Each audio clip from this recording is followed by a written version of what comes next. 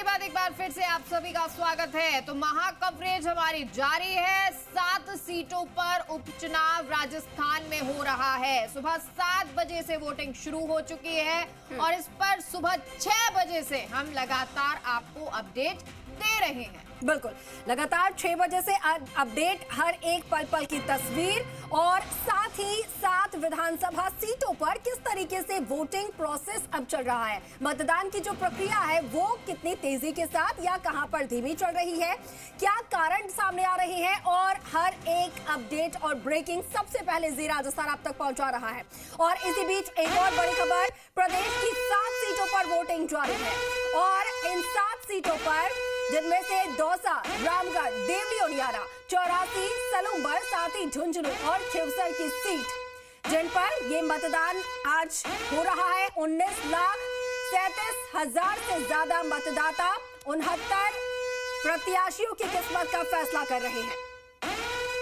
तो जी राजस्थान पर हर अपडेट आपके सामने। सबसे पहले किस किसने वोट डाल दिया है, कौन कौन से प्रत्याशी पहुंचे, कौन कौन से नेता पहुंचे। चाहे दौसा की बात कर लीजिए, मुरारी लाल मीणा ने अपना वोट कास्ट कर दिया, अपना वोट डाल दिया। तो वहीं केसी मीणा देवली उनियारा में पहुंचे, उन्होंने भी अपना वोट कास्ट किया है। वहीं और भी तमाम जो चेहरे हैं वो नजर आए। देखिए अंकुर, क्योंकि लगातार ये वोटिंग का सिलसिला जारी है। कई ऐसी जगह जहां पर नजर ये भी आया कि वोट का बहिष्कार करते हुए, मतदान का बहिष्कार करते हुए ग्रामीण नजर आ रहे थे। कहीं पर वोटिंग मशीन जो थी वो खराब हो गई थी। हालांकि उन सबको दुरुस्त किया जा रहा है और इसके लिए पहले से इसलिए ही प्रशिक्षण दिया जाता है कि जब इस तरह की समस्याएं आए तो उन समस्याओं को सुलझाया जाए। बिल्कुल। इसी बीच एक बड़ी खबर डूंगरपुर 84 से सामने आ रही है। 84 विधानसभा उपचुनाव और भाजपा प्रत्याशी कारीलाल ने भी मतदान किया है। सादड़िया बूथ 128 पर पहुंचकर मतदान किया है भाजपा प्रत्याशी ने। तो एक एक करके जो प्रत्याशी हैं वो भी अपने मताधिकार का प्रयोग करने के लिए पहुंच रहे हैं। साथ के साथ दिग्गज भी पहुंच रहे हैं। कुछ देर पहले बरलाल मीणा जो है उनकी भी तस्वीरें हमने आपको दिखाई थी, परिवार के साथ वोट के लिए पहुंचे थे और लाइन में लगकर, कतार में लगकर आमजन की तरह खास लोग भी अपने मताधिकार का प्रयोग कर रहे हैं। तस्वीरें आपको दिखा रहे हैं, ये 84 विधानसभा उपचुनाव से भाजपा प्रत्याशी कारीलाल जिन्होंने अपने मताधिकार का प्रयोग किया है। बिल्कुल। और राजकुमार रोत नजर आ रहे हैं अंकुर यहाँ तस्वीरों में, जहां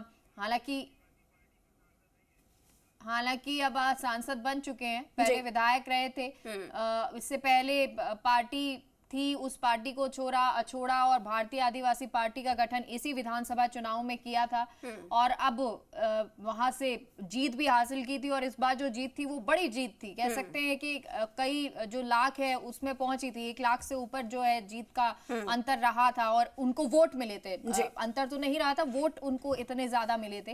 और इस बार क्या 84 में स्थिति यही नजर आती है कि जो नई पार्टी का गठन हुआ है, यानी आदिवासी पार्टी का, भारतीय आदिवासी पार्टी का हुआ है, वो इस बार उतने ही वोट पा सकेगी और क्या प्रभुत्व नजर आएगा, ये एक अगर 84 विधानसभा सीट की हम बात भी कर रहे हैं तो राजकुमार रोत और उन्होंने जो अपनी पार्टी को मजबूती से कुछ क्षेत्रों में किया है और आदिवासी क्योंकि बाहुल्य इलाका है, तो ऐसे में जो यहाँ से बीएपी के प्रत्याशी हैं अनिल कटारा, वो भी काफी मजबूत स्थिति में नजर आ रहे हैं। वो भाजपा और कांग्रेस दोनों के चक्के छुड़ा सकते हैं या फिर दोनों की मुश्किलें जो है वो जरूर बढ़ा सकते हैं।